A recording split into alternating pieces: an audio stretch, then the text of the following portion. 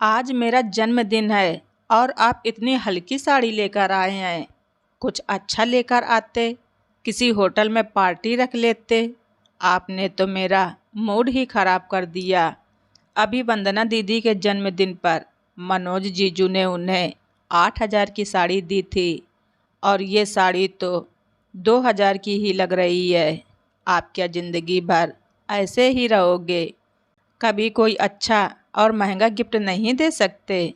सुषमा ने साड़ी पलंग पर फेंकते हुए कहा तो रंजीत का चेहरा उतर गया। कितने दिनों से तो वो पैसे इकट्ठा कर रहा था। हमेशा सुषमा को उससे शिकायत ही रहती है। इस बार तो सोचा था वो खुश हो जाएगी, पर उसका रवैया अभी भी नहीं बदला है। सुषमा हर बात में रंजीत की तुलना अपने जीजा जी से करती थी। रंजीत एक प्राइवेट कंपनी में नौकरी करता है। एक बंधी पेमेंट आती है और उसे उसी में ही घर के खर्च चलाने होते हैं। वहीं मनोज जीजा जी का अपना खानदानी कारोबार है तो उन्हें पैसों की कोई भी कमी नहीं है। मनोज जीजू दीदी के लिए कितना कुछ करते हैं। हर आदमी को मनोज जीजू के जैसा ही होना चाहिए। मेहनत करो और पैसा कमाओ। कैसे आदमी हो तुम? पत्नी को खुश नहीं रख सकते? सुषमा ताना देकर कमरे से बाहर चली जाती है। सुषमा और रंजीत की शादी को अभी कुछ ही महीने हुए हैं। दोनों कॉलेज में साथ ही पढ़ते थे। एक दूसरे से बहुत प्यार करते थे। घर वाले शादी के लिए तैयार नहीं थे क्योंकि रंजीत की प्राइवेट नौकरी थी, ज़्यादा कमाई नहीं थी। पर सुषमा रंजीत के प्यार में डूबी हुई थी। उसे लगता था जीने के लिए सिर्फ प्यार की ज़रूरत होती है। रंजीत काबिल है तो पैसा कमा ही लेगा। आखिर जवान खून है, मेहनत करेगा तो अपना मुकाम पा ही लेगा। सुषमा के घर वालों ने सुषमा को समझाया कि तू अच्छे परिवार से है, तू ऐसे नौकरी पेशा वाले परिवार में कैसे रह पाएगी। लेकिन सुषमा की आंखों पर प्यार की पट्टी बंधी हुई थी। वंदना ने भी समझाया था, सुषमा शादी केवल प्यार से नहीं चलती है, अपने साथ में 100 तरह की जिम्मेदारियां लाती है जिसे पति पत्नी को मिलकर निभाना होता है। शादी के बाद जीवन एकदम से बदल जाता है। जीवन पहले जैसा नहीं रहता। तू रह पाएगी? हाँ दीदी, मैं रंजीत के साथ रह लूँगी। फिर रंजीत आगे दूसरी कंपनी भी तो ज्वाइन कर सकता है, वहाँ उसे अच्छा पैकेज मिल सकता है। पर मैं रंजीत के अलावा किसी और से शादी नहीं कर पाऊँगी।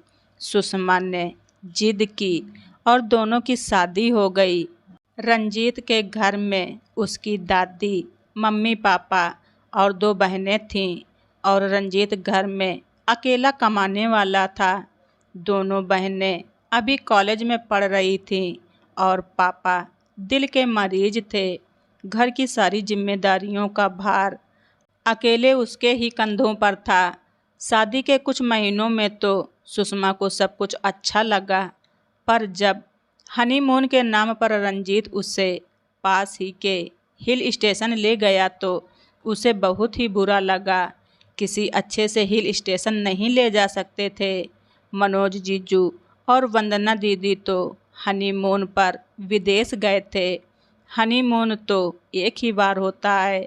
हाँ सच है, पर सुषमा, मैं तुम्हारे मनोज जीजू की तरह पैसे वाला नहीं हूँ। मैंने अपनी तरफ से अच्छा ही किया है, रंजीत ने समझाया। हाँ, पर कंपनी से लोन भी तो ले सकते थे।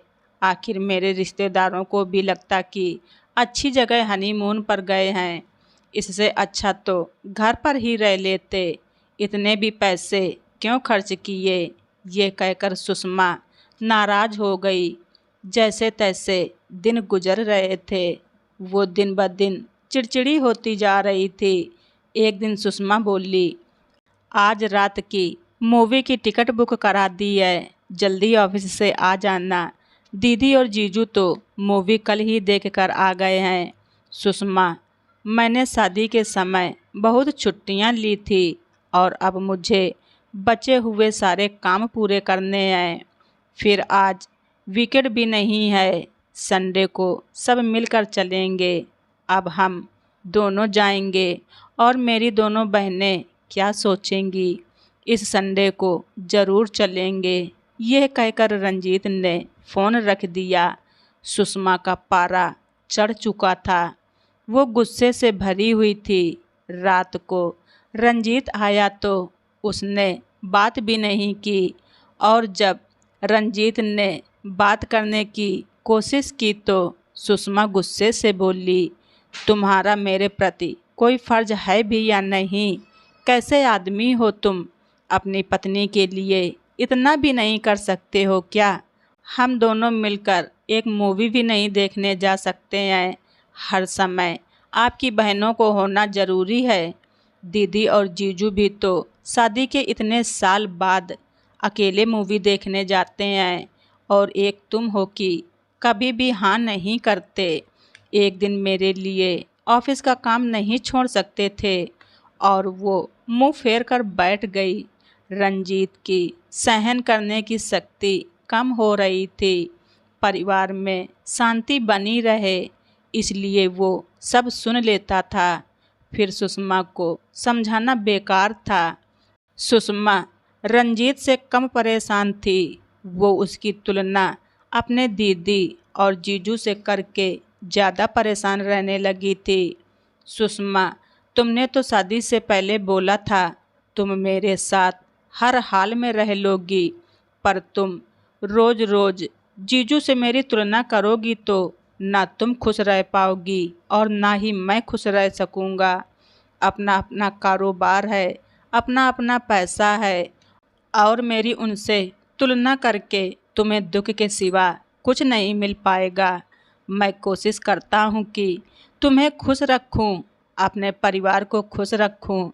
दिन रात ऑफिस में रहता हूँ, ओवर टाइम करता हूँ ताकि सबकी इच्छाओं को पूरा कर सकूँ। अभी दोनों बहनों की शादी भी करनी है, बहुत सारी जिम्मेदारियाँ हैं। तुम साथ नहीं दोगी तो सब कुछ मैं अकेले नहीं कर पाऊँगा। मुझे तुम्हारा साथ चाहिए। कोई भी आदमी अपने आप में पूर्ण नहीं होता, उसे अपनी पत्नी का हर कदम पर साथ चाहिए होता है। अगर पत्नी समझदार और समझने वाली हो तो गृहस्थी की गाड़ी आसानी से चलती है। तुम इसी तरह रोज ताने दोगी, इसी तरह झगड़ा करोगी तो आगे की उम्र कैसे कटेगी? मुझे तुम्हारी इन्हीं आदर्शवादी बातों से चिढ़ लगती है। काश मैंने दीदी की बात मान ली होती और तुमसे शादी ना की होती। काश मैंने किसी अमीर लड़के से शादी की होती। तुम तो मेरे छोटे छोटे सपने भी पूरे नहीं कर पाए हो। जब भी कुछ कहती हूँ, कभी दादी जी की बीमारी का खर्चा आ जाता है, कभी पापा जी के इलाज में पैसा लग जाता है, कभी दोनों बहनों की कॉलेज की फीस भरनी होती है। मेरी ज़िंदगी तो इन सब के बीच में फंस कर रह गई है। मैं ज़िंदगी भर इस घर परिवार में पिसती ही रहूँगी क्या? मैं यहाँ नहीं रह सकती हूँ। मैं कुछ दिनों के लिए वंदना दीदी के घर रहने जा रही हूँ। जब मूड ठीक हो जाएगा तो आ जाऊँगी। मुझे बुलाने की कोशिश मत करना। सुषमा, इस तरह अचानक जाना ठीक नहीं होगा। अभी सभी लोग सो गए होंगे। सुबह उठकर सब तुम्हारे बारे में पूछेंगे तो क्या जवाब दूंगा? सभी लोग तुमसे कितना प्यार करते हैं, तुम्हारा कितना ख्याल रखते हैं, पर तुम तो पैसों के पीछे और दिखावे के लिए भागती रहती हो। जीवन में पैसा ही सब कुछ नहीं होता रंजीत, पैसा ही सब कुछ होता है। आज दीदी और जीजू कितने खुश रहते हैं, हर जगह घूमते फिरते हैं, महंगे महंगे होटलों में डिनर पर जाते हैं, मूवी देखने जाते हैं। वंदना दीदी की ज़िंदगी कितनी अच्छी है। आपने फेसबुक पर उनकी फ़ोटोज़ नहीं देखी। संसार का सारा सुख उन्हें मिला है। सुषमा ने वंदना को फ़ोन लगाया और उन्होंने उसके लिए कार भेज दी। रंजीत की कोई बात सुने बिना ही सुषमा चली गई। अपनी दीदी के घर पहुंचकर सुषमा बोली, दीदी मैं आ गई। और सुषमा उनके गले लगकर रोने लगी।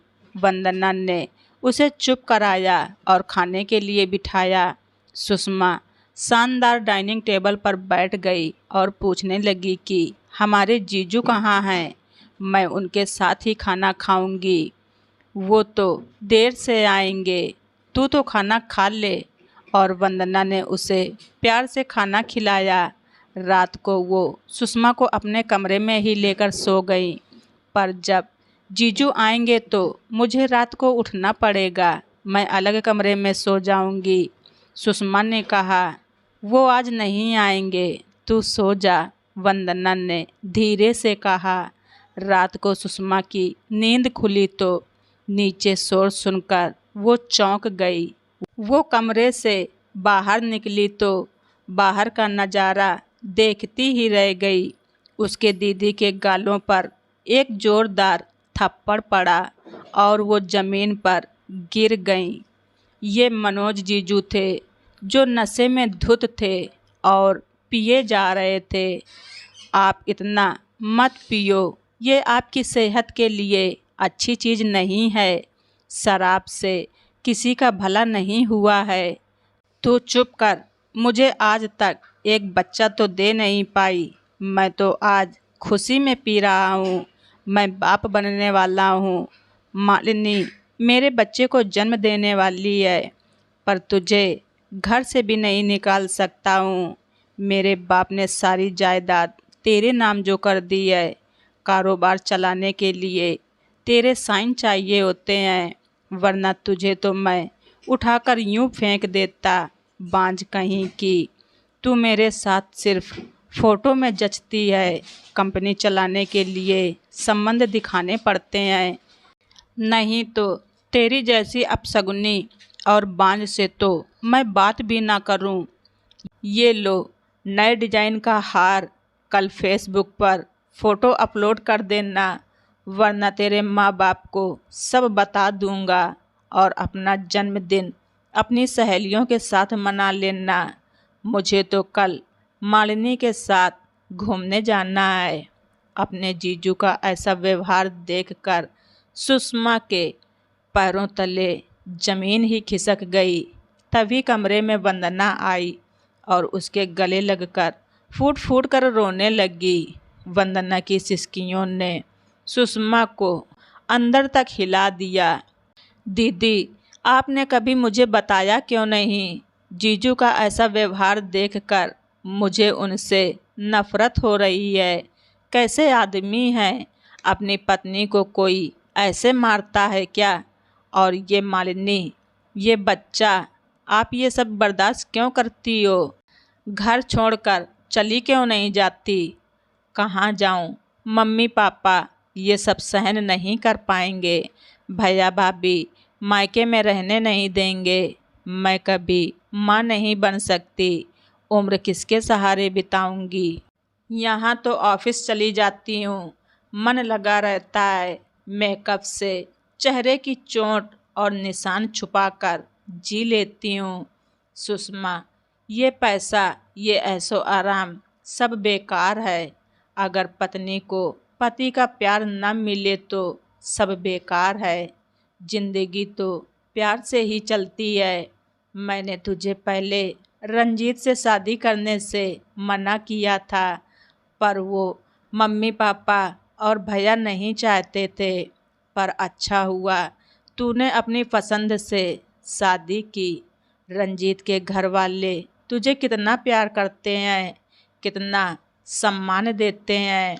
ये धन दौलत कोई सुकून नहीं दे सकता। फेसबुक की फ़ोटो तो मात्र दिखावा है। इन फ़ोटो के पीछे का दर्द किसी को पता नहीं है। मैंने कितनी बार तुझे बताना चाहा, पर तेरी ज़िंदगी में दखल ना पड़े। तू परेशान ना हो जाए इसलिए नहीं बताया। तू बड़ी किस्मत वाली है जो तुझे रंजीत जैसा प्यार करने वाला पति मिला है। तू कभी उसके दिल को मत दुखाना। असली आदमी तो वही होता है जो पत्नी के मान सम्मान की रक्षा करे। ये सुनते ही सुषमा की आंखें भर आईं। जिस दीदी और जीजू का उदाहरण देकर वो रंजीत को रोज ताने दिया करती थी, परेशान करती थी, वो सिर्फ खुशियों का दिखावा था। उसने रंजीत को तो हमेशा पैसों से तौला, कभी उसके गुण और प्यार को तो समझा ही नहीं। दीदी, मुझसे बहुत बड़ी गलती हो गई। मैंने रंजीत में हमेशा मनोज जीजू को ढूंढा। मैं उनके जैसा करने के लिए उन पर दबाव बनाती रही। वो हर समय मुझे खुश करने में लगे रहे और मैं उनके प्यार को नज़रअंदाज करती रही। उनके आदमी ना होने पर सवाल उठाती रही। असली और सच्चा आदमी तो वही है जो घर की सभी जिम्मेदारियों को निभाए और पत्नी के मान सम्मान को भी बनाए रखे। सिर्फ पैसे कमाने से ही कोई आदर्श आदमी नहीं बन जाता। अपने जीवन साथी की कमियों को जानते हुए भी उसे अपनाता और उसका हमेशा साथ निभाना एक अच्छे पति की निशानी है। क्या हुआ जो मेरे पास बड़ा बंगला नहीं है पर रहने को घर तो है, उसमें प्यार करने वाले घर वाले हैं। क्या हुआ जो बड़ी सी कार नहीं है, छोटी सी ही सही स्कूटी तो है। क्या हुआ जो घर में नौकर चाकर नहीं है, हम सब मिलकर काम कर लेते हैं। मेरे पति और ससुराल वालों ने कभी मुझको नौकरानी की तरह नहीं रखा। सास और दोनों ननदों ने हमेशा मेरे साथ बराबर काम करवाया। मुझे तो रंजीत की जिम्मेदारियों में उसका साथ देना चाहिए और मैं ही उनसे गुस्सा होकर आ गई।